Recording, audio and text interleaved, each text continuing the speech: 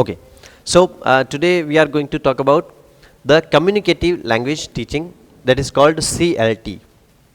ठीक है, अगला जो हमारा मेथड है कम्युनिकेटिव लैंग्वेज टीचिंग CLT, कल हमने देखा था, मतलब आज ही हमने देखा था ऑडियो लैंग्वेज मेथड, और इसकी बात हम कर रहे हैं। इसका भी मेन जो उद्देश्य है वो ये होता है कि कम्युनिकेशन सिखाना, किसी भी माध्यम से बच्चों को रोल प्ले एट्सेट्रा करके रियल लाइफ सिचुएशंस देकर बच्चों को, स्टूडेंट्स को कम्युनिकेशन सिखाना, ये इसका मूल उद्देश्य होता है। ग्रामर ट्रांसलेशन में क्या होता है, उसका उद्देश्य बच्चों को लिटरेचर पढ़ाना। डायरेक्ट मेथड का भी उद्देश्य क्या होता है, डायरेक्ट उसका कम्युनिकेशन सिखाना। ऑडियो लिंगुअल मेथड का उद्देश्य क्या होता है कि किसी कम समय में किसी पर्टिकुलर स्किल के ऊपर अच्छा फोकस करके उसको अच्छा कॉम्पिटेंट उसमें बनाना। और इसका भी उद्देश्य होता है, खास इसका मेन उद्देश्य होता है जो स्टूडेंट्स हैं उनको कम्युनिकेशन सिखाना। ठीक है, तो ये जो है CLT कम्युनिकेटिव लैंग्वेज टीचिंग जो है वो कहाँ पे शुरू हुआ था, यूरोप में इन 1970s में शुरू हुआ था। ठीक है, एसोसिएटेड पीपल, बहुत बार क्वेश्चन भी आ चुका है कई बार, डेल हिम्स का नाम जरूर याद रखना। Del hymns, D.A. विल्किंस और नोम चॉम्स्की, इनका भी नाम बहुत बार आया है। नोम चॉम्स्की, ये इनसे एसोसिएटेड पीपल है, इनसे जुड़े हुए लोग हैं, कम्युनिकेटिव लैंग्वेज टीचिंग से रिलेटेड ये लोग हैं सारे। ठीक है, नेक्स्ट जो है इसका उद्देश्य क्या होता है, गोल क्या होता है, तो enable students to communicate effectively in the target language. जो टारगेट लैंग्वेज है उसमें बहुत एफिशिएंसी के साथ, बहुत कौशल के साथ वो अच्छी भाषा बोल पाएँ, ये इसका मूल उद्देश्य होता है। ठीक है, इसका की प्रिंसिपल क्या है कि इसका पूरा फोकस किस पे है, the focus is on communicative competence, संवादात्मक क्षमता, संवाद अच्छे से कर पाए, कम्युनिकेट अच्छे से कर पाए, ये इसका मूल उद्देश्य है। ठीक है, not just linguistic competence, linguistic competence इसका उद्देश्य नहीं है। लिंग्विस्टिक कॉम्पिटेंस का मतलब क्या होता है कि आपने भाषा सीख ली, मान लीजिए अभी हम देखते हैं कि जो एस्पिरेंट्स होते हैं खासकर बहुत अच्छी लैंग्वेज की पढ़ाई करते हैं, इतनी ग्रामर पढ़ते हैं, एक एक रूल वो पढ़ते हैं, सब कुछ उनको आता है, लेकिन बोलने जाए तब बिल्कुल फिसड्डी हो जाते हैं साबित। ठीक है ना, तो ये उसका उद्देश्य क्या होता है कि बच्चे वो लिंग्विस्टिक स्किल सीखे नहीं सीखे, लेकिन जो मेन उनका जो कम्युनिकेटिव जो चीज़ें हैं उससे रिलेटेड जो चीज़ें उसको वो ज़रूर आनी चाहिए। ये चीज़ याद रखनी कि errors are tolerated during fluency activities, ये इसमें अलग है दूसरों से कि इसमें एरर्स को चलेगा यार, खाली बोल रहा है वो ज़रूरी है, फ्लुएंसी के साथ बोल रहा है, धारा प्रवाह के साथ बोल रहा है, एक दो गलतियां बीच में हो जाए तो कोई बीच में उसको टोकना नहीं है, टोकेंगे तो क्या होगा, उसका फ्लुएंसी बिगड़ जाएगी, उसकी फ्लुएंसी बिगड़ जाएगी और वो शायद हिचकिचाहट महसूस करेगा अगली बार बोलने में कि सर ने तो मुझे टोक दिया बीच में, मैं बोल रहा था अच्छे से और ये तो गलती निकल गई बीच में। ऐसा नहीं, यहाँ पे क्या होगा कि टीचर जो होंगे वो क्या करेंगे कि उसको, बच्चे को जो है वो बोलने देंगे, जैसा भी है कोई बात नहीं, बोलो, गलती हो रही है, there is no problem at all, बाद में उसको सुधार दिया जाएगा, लेकिन अभी फ्लुएंसी बिगड़नी नहीं चाहिए इसमें। ठीक है, देखते हैं नेक्स्ट कि CLT emerged from the understanding that effective communication requires more than just linguistic competence. भाषाई क्षमता जो है हमारे पास, ग्रामर सीख ली, रूल्स सीख लिए, वोकैब सीख ली, लेकिन बोलना नहीं आया, उससे कोई फर्क नहीं पड़ता है। हमें जब तक बोलना नहीं आएगा तो हमारी पूरी लैंग्वेज की जो गोल है वो पूरा हुआ नहीं, ऐसा इनका मानना था। इसका मानना क्या था कि इट रिक्वायर्स कम्युनिकेटिव कॉम्पिटेंस, संवादात्मक क्षमता इसमें आनी चाहिए, नोइंग व्हाट टू से, हाउ एंड टू होम, क्या कहना, कैसे कहना और किससे कहना। देखो बातचीत करते हैं हम तो सबसे बातचीत का तरीका भी तो अलग होता है ना, मॉडल्स हमने पढ़े, किसी के साथ कैन लगा रहे हैं, किसी के साथ मे लगा रहे हैं। ठीक है, तो क्या कहना, कैसे कहना और किससे कहना, ये चीज़ इसमें सिखाई जाती है, उसका नॉलेज हमें होना चाहिए। गोल्स इसके क्या होते हैं, इसके उद्देश्य क्या होते हैं कि इसका पहला गोल तो कम्युनिकेट इफेक्टिवली, अच्छे से कम्युनिकेट कराना किसी चीज़ को इन द टारगेट लैंग्वेज, कौन सी लैंग्वेज में, टारगेट लैंग्वेज में अच्छे से कम्युनिकेट करे, भाषाई संवाद वो करे। उसके बाद क्या होता है, it involves understanding linguistic forms, इसमें लिंग्विस्टिक फॉर्म्स को ज़रूर समझा जाता है। ठीक है, इसमें होता ज़रूर है, मीनिंग्स को समझा जाता है, फंक्शंस को समझा जाता है, and choosing the most appropriate form based on the social context. जो सबसे अप्रोप्रिएट है उस सोशल कॉन्टेक्स्ट को लेकर, उस सामाजिक परिप्रेक्ष्य को लेकर जो सबसे अच्छा उसके लिए यूजफुल रहेगा बच्चे के लिए, स्टूडेंट्स के लिए, क्लास के लिए, उन चीज़ों को इसमें इंक्लूड किया जाता है सिलेबस में और फिर उसको पढ़ाया जाता है। Students should also learn to negotiate meaning. ठीक है, निगोशिएट का मतलब होता है बातचीत करना। ठीक है, निगोशिएट का मतलब होता है बातचीत करना, निगोशिएशन जिसको हम कहते हैं, निगोशिएशन, तो वो उसका मतलब होता है बातचीत करना। तो बच्चों को क्या होना चाहिए, मीनिंग पर बातचीत करना भी आना चाहिए। Role of teacher and students, teacher का क्या रोल है, तो इसमें आप याद रखना, शब्द याद रखना, वर्ड याद रखना, that is facilitator.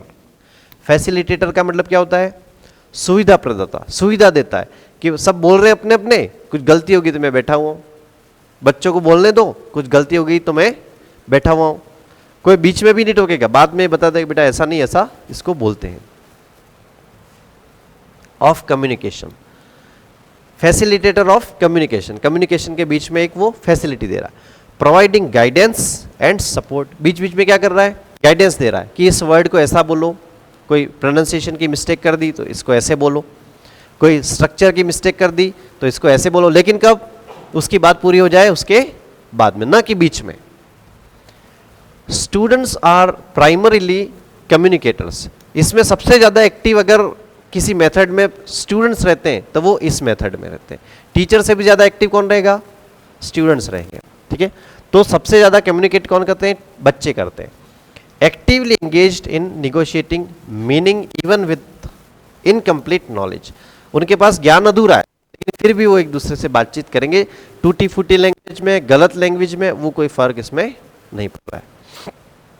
Students are considered more responsible for their own learning, इसमें बच्चों को ज़्यादा जिम्मेदार माना जाता है कि तुमने कितना सीखा उसके लिए। ठीक है, मतलब बच्चों के ऊपर जिम्मेदारी ज़्यादा है सीखने की, क्योंकि एक्टिव किसको रहना है, बच्चों को रहना है। टीचर तो क्या करेगा, बैठेगा, बैठेगा इन द सेंस कि देखेगा, ऑब्जर्व करेगा उनको कि क्या गलतियां इनसे हो रही है और मुझे इनको क्या बताना है। ठीक है, उनके पॉइंट्स को नोट करेगा, जब वो बोल रहे हैं बीच में नहीं बोलेगा, जब वो बोल रहे थे उनके कुछ पॉइंट्स को वो टीचर्स जो है वो नोट करेंगे और फिर क्या करेंगे कि उनको बच्चों को बताएंगे कि यहाँ पे तुमने ऐसी ऐसी गलतियाँ की थी जिसको फ्यूचर में अवॉइड करना है या सीख लेना है इसको अच्छे से। इसका प्रोसेस क्या होता है, तो एक तो होता है इसकी कैरेक्टरिस्टिक्स या प्रोसेस क्या होता है, विशेषताएं क्या होती हैं, कि almost everything is done with a communication intent. हर कुछ जो भी कुछ इसमें सिखाया जा रहा है उसका उद्देश्य क्या है कि इससे बोलना इसको आ जाए, बातचीत करना इसको आ जाए। दूसरी बात, students use the language extensively through communicative activities like games. एक तो बच्चे क्या करते हैं, ज़्यादा से ज़्यादा भाषा का प्रयोग करते हैं। अब क्या आप जैसे बैठे हो वैसे अगर बच्चों को बिठा दिया जाए तो क्या वो आप ज़्यादा यूज़ कर सकते हो लैंग्वेज का, नहीं, आप एक लिमिटेड यूज़ कर पाओगे, बातचीत भी करोगे तो एक लिमिटेड। लेकिन अगर गेम खिलाया जाए तो भाषा बोलनी पड़ेगी या नहीं पड़ेगी, ऑफ कोर्स बोलनी पड़ेगी। रोल प्ले कराया जाए, रोल प्ले कराया जाए मतलब किसी को क्या बनाया जाए, किसी को अलग अलग रोल्स दिए जाएं कि एक टीचर बनेगा बाकी सब स्टूडेंट्स बनेगा, बच्चे खेलते हैं ना, एक डॉक्टर बनेगा, एक नर्स बनेगी, एक पेशेंट बनेगा, तो अलग अलग रोल प्लेस किया, एक एयर होस्टेस बनेगी, एक जो है वो पैसेंजर बनेगा, एक पायलट बनेगा, तो सबको अलग अलग रोल्स उनको दिए जाते हैं और बच्चे उनके हिसाब से खेलते हैं उसमें। ठीक है, तो रोल प्लेस होते हैं। और प्रॉब्लम सॉल्विंग टास्क, ऐसी समस्या उनके सामने दे दी जाती है जिसमें प्रॉब्लम सॉल्व करने की कोशिश की जाए, पजल्स वगैरह दे दी जाती हैं, कुछ गेम्स दे दिए जाते हैं, जिससे क्या करेंगे बच्चे आपस में कम्युनिकेट करेंगे। और कम्युनिकेट कौन सी भाषा में करेंगे, टारगेट लैंग्वेज, चाहे वो कैसी भी हो, गलत हो सही हो उससे फ़र्क नहीं पड़ रहा है। अभी टीचर क्या करेंगे, बीच में टोकेंगे या नहीं टोकेंगे, नहीं टोकेंगे, वो क्या करेंगे उनको बाद में सिखाएंगे कि तुमने यहाँ पर गलती की थी। Activities often involve information gaps,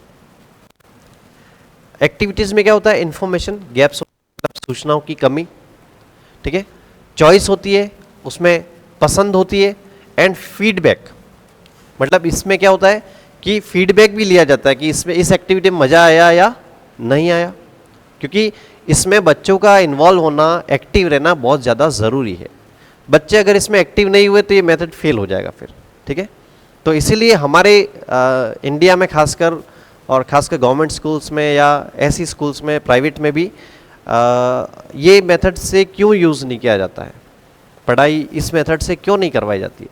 क्योंकि एक तो बच्चे जो है वो इतना एक्टिवली पार्टिसिपेट करते नहीं हैं, और कई बार टीचर की जो उसकी जो स्किल है वो भी कई बार कम होती है इस वजह से। इसके लिए इस मेथड के लिए टीचर को बहुत ज़्यादा स्किलफुल होना ज़रूरी है, उसके अंदर खुद के अंदर इतनी क्षमता होनी चाहिए कि वो सबको हैंडल कर पाए, सब चीज़ें सभी प्रकार के जॉनर्स की जानकारी उसको हो, तो वो ये पढ़ा पाएगा। ठीक है, एग्जाम्पल क्या है कि one student has a picture, एक बच्चे के पास क्या है, एक पिक्चर है, एक चित्र है, and another student has to ask questions to describe that picture which they don't है। एक बच्चे ने एक पिक्चर, एक तस्वीर दिखाई, दूसरे के पास वो तस्वीर नहीं है और उससे रिलेटेड वो क्वेश्चन पूछेगा और उसको जवाब देना है, तो सोच कर जवाब देगा, जैसा भी आए वो जवाब उससे देगा। इसमें एक चीज़ ज़रूरी है, एक ये पॉइंट याद रखना कि ऑथेंटिक मटेरियल्स, इसमें प्रामाणिक सामग्री का होना ज़रूरी है, ऑथेंटिक मटेरियल का होना ज़रूरी है, क्योंकि ऑथेंटिक मटेरियल नहीं होगा तो फिर क्या होगा, बच्चे गलत सीखेंगे। प्रामाणिक सामग्री जो है are used to expose students natural language use. इसमें क्या होता है कि ऑथेंटिक चीज़ें कौन सी होती है, हमेशा न्यूज़पेपर जो होता है वो सबसे प्रामाणिक माना जाता है, उसकी भाषा भी उसको प्रामाणिक मानी जाती है। ठीक है, उसमें जो इन्फॉर्मेशन आती है वो भी प्रामाणिक मानी जाती है। आप व्हाट्सएप पे, फेसबुक पे या किसी भी अदर सोशल मीडिया पे चाहे कितनी भी चीज़ें लिख दो, that are not reliable, that are not authentic. Newspaper में कोई चीज़ आती है वो ऑथेंटिक है, आपकी टेक्स्ट बुक जो सरकार के द्वारा प्रिस्क्राइब्ड है उसमें कोई चीज़ आती है दैट इज़ ऑथेंटिक। अभी हाल ही में एक फैसला आया था कि वो कोई जज थी, वो बता रही थी कि आपने सीबीएसई की बुक में जो है आप उसको गलत बता रहे हो, और बच्चे जो सीबीएसई की बुक पढ़ रहे हैं उसमें जो फैक्ट है उसको आप गलत बता रहे हो, और ऑक्सफोर्ड यूनिवर्सिटी की कोई किताब है उसको आप सही बता रहे हो। तो आपने फिर सीबीएसई की बुक में इसको दिया क्यों है, जब ये गलत है तो फैक्ट दिया क्यों है? तो ऐसी चीज़ें हैं, मतलब आपकी जो टेक्स्ट बुक है उसको लेकर आप कोर्ट तक भी जा सकते हो, वो एक ऑथेंटिक मटेरियल है हमारा। ठीक है ना, तो लेकिन आपकी गाइड जो है, किसी भी चीज़ की गाइड है वो ऑथेंटिक नहीं है, बुक जो है वो ऑथेंटिक मटेरियल है, और वो भी हाईली जो पब्लिशर्स हैं, काफ़ी रिलायबल पब्लिशर्स हैं, ऑक्सफोर्ड जैसे, कैम्ब्रिज जैसे, पेंगुइन जैसे, उस टाइप के जो पब्लिशर्स हैं उनकी बुक्स को काफ़ी ऑथेंटिसिटी मिलती है। कभी कुछ गलती अगर हो जाती है तो उनकी बुक को लेकर आप कोर्ट तक भी जा सकते हो, रेट लगा सकते हो। ठीक है, कहीं गलती होने पे। ठीक है, अभी ये जो मटेरियल पढ़ रहे हैं हम, वो भी एक ऑक्सफोर्ड की पब्लिकेशन की बुक से ही ये मटेरियल लिया गया है, इसलिए आपको इसमें कहीं कोई संदेह की ज़रूरत नहीं है। देखिए आगे एग्जाम्पल देखते हैं कि एक तो रियल लाइफ एग्जाम्पल्स देखते हैं, एक तो न्यूज़पेपर लेते हैं, आर्टिकल्स न्यूज़पेपर्स के, मेन्यूज़ मतलब जो खाने के मेन्यू जो होते हैं वो, टाइम टेबल्स उसमें रहते हैं, तो उन सारी चीज़ों को उनके सामने बताया जाता है और उससे सीखते हैं वो बच्चे। Activities are often done in small groups, small group में एक्टिविटी क्या है, ऐसा नहीं पूरी क्लास को बिठा दिया तुम ये बातें करो आपस में, नहीं तो शोर शराबा हो जाए। छोटे छोटे 5-7 का ग्रुप रहेगा, अलग अलग रोल प्लेस दिए जाएंगे और वो एक्टिविटी करेंगे। इससे क्या हो गया, maximise communication time for each student, हर बच्चे को बोलने का मौका ज़्यादा मिलेगा। सबको एक साथ बोलने का कर दिया तो कौन बोलेगा, फिर 4-5 रहेंगे ग्रुप में तो सबको मौका मिलेगा। इंटरेक्शन क्या होता है, एक तो स्टूडेंट टू स्टूडेंट इंटरेक्शन इसमें सबसे ज़्यादा होता है, क्योंकि ये स्मॉल ग्रुप में होता है, स्मॉल ग्रुप एक्टिविटीज़ होती है। सबसे ज़्यादा स्टूडेंट टू स्टूडेंट इंटरेक्शन किस में होता है, इस वाले मेथड में होता है, communicative language teaching. Teacher student interaction is often related to facilitating communication. Teacher और स्टूडेंट का संवाद कब होगा, उनका कम्युनिकेशन कब होगा, जब उसको कोई प्रॉब्लम आएगी कि सर ये प्रॉब्लम है तो इसको सॉल्व करना है, तो वो उस टारगेट लैंग्वेज में उसको सॉल्व करेगा। लैंग्वेज एंड कल्चर व्यू, तो लैंग्वेज का फंक्शन क्या होता है कि वो एक प्रकार से लैंग्वेज फंक्शंस जो है वो क्या होगा, are often emphasized over forms using a functional syllabus. ऐसा सिलेबस उनको दिया जाएगा जो वास्तव में वर्क करता हो, वर्किंग हो, काम आए कहीं पे।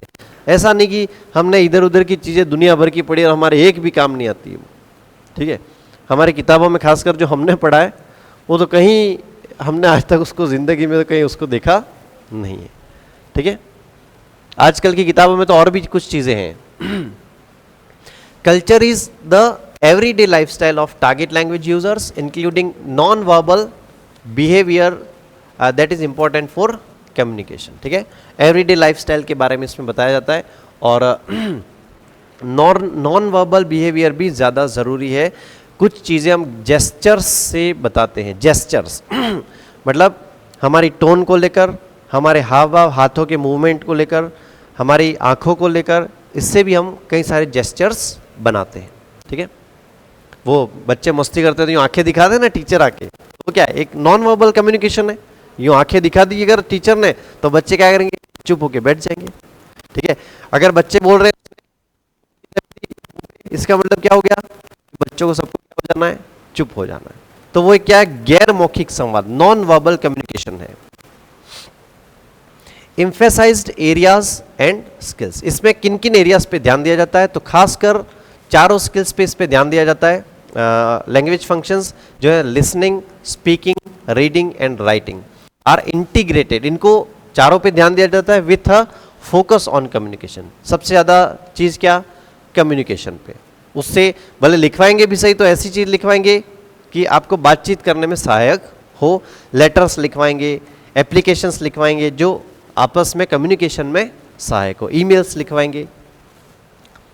रोल ऑफ नेटिव लैंग्वेज क्या होता है इसमें, कि रेयरली यूज्ड, बहुत न के बराबर इसको यूज में लिया जाता है. ठीक है, और the target language is primarily the vehicle for classroom communication. सबसे ज़्यादा यूज टारगेट लैंग्वेज का किया जाता है.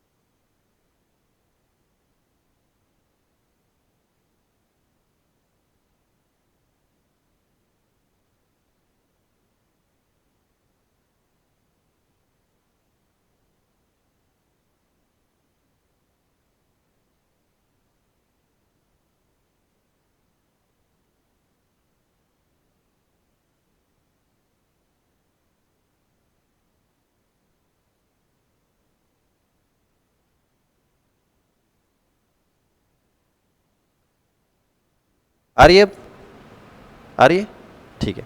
तो यहाँ पे हम देखते हैं कि एरर्स को कैसे किया जाता है, उसको टॉलरेट किया जाता है. अभी अभी बंद हुआ था ना, ठीक है, ठीक है. तो एरर्स को क्या किया जाता है, टॉलरेट किया जाता है.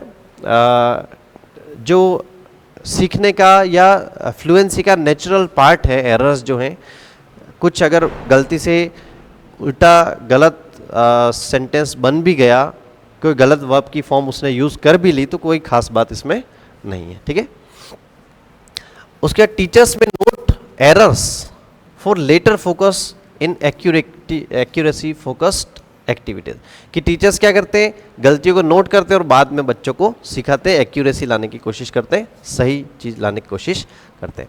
टेक्निक्स क्या है इसमें, एक तो ऑथेंटिक मटेरियल्स, मतलब टेक्स्ट जो है न्यूज़पेपर्स या रियल वर्ल्ड के टेक्स्ट या रियल ऑब्जेक्ट्स को उनको बताया जाता है. रियल ऑब्जेक्ट्स मतलब हवाई जहाज है तो हवाई जहाज या तो रियल वहाँ पे जाके दिखा दो या उसका मॉडल लाकर दिखा दो.